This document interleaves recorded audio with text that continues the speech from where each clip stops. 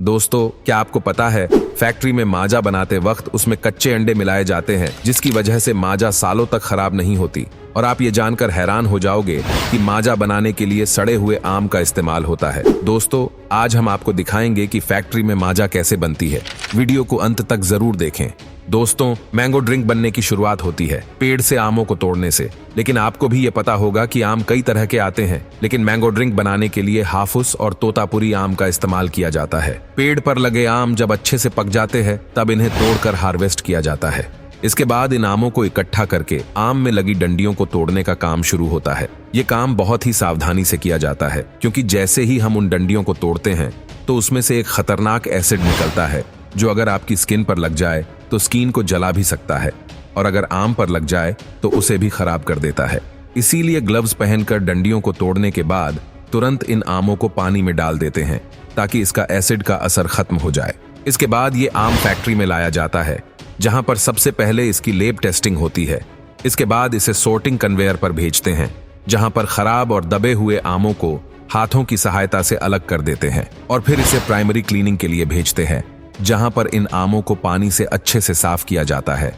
फिर इसको food washer में दोबारा साफ किया जाता है ताकि बची हुई गंदगी भी साफ हो जाए। इसके बाद इन आमों को कटिंग कन्वेयर पर भेजते हैं, जहां पर इन आमों को वहां खड़े कर्मचारी चाकू की मदद से कोने से थोड़ा काट देते हैं, जिससे मशीन में आम की गुठलियों को अलग करने में आसानी होती है। इसके बाद आमों को पल्पर मशीन में भेजते हैं, जहां पर आम से पल्प अलग हो जाता है और गुठली और छिलके भी अलग हो जाती है, जिन्हें कन्वेयर की सहायता से बाहर निकाल दिया जाता है।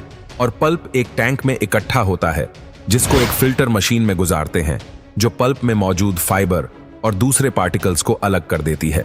इसके बाद इसे पोस्चराइजेशन किया जाता है, जहां पर इसे 90 से 95 डिग्री सेल्सियस पर 15 से 20 सेकंड के लिए गर्म करते हैं और फिर तुरंत ठंडा भी कर लेते हैं। इस प्रोसेस से पल्प में मौजूद सारे बैक्टीरिया खत्म हो जाते हैं और पल्प की सेल्फ लाइफ बढ़ जाती है। इसके बाद इस पल्प को टैंक में भरकर स्टोर किया जाता है। फिर फैक्ट्री में ही एक वाटर फिल्ट्रेशन प्लांट के द्वारा पानी को फिल्टर किया जाता है।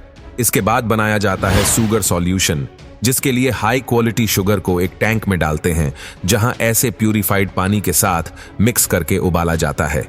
इसके बाद मैंगो पल्प और शुगर सॉल्यूशन को एक बड़ी सी मिक्सिंग टैंक में मशीन की सहायता से अच्छे से मिलाया जाता है। फिर इसमें सिट्रिक एसिड डालकर मिक्स करते हैं, जिससे इसमें हल्की सी खटास आ जाती है।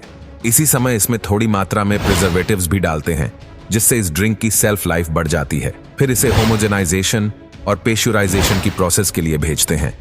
इस प्रोसेस से ड्रिंक में मौजूद सारे बैक्टीरिया खत्म हो जाते हैं।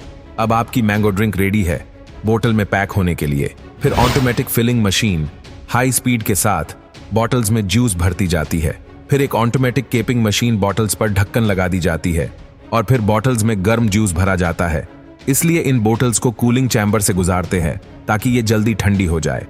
इसके बाद इन बॉटल्स की लेबलिंग और पैकिंग की जाती है और फिर ट्रांसपोर्ट के जरिए बाजारों में भेज दी जाती हैं। आपके लिए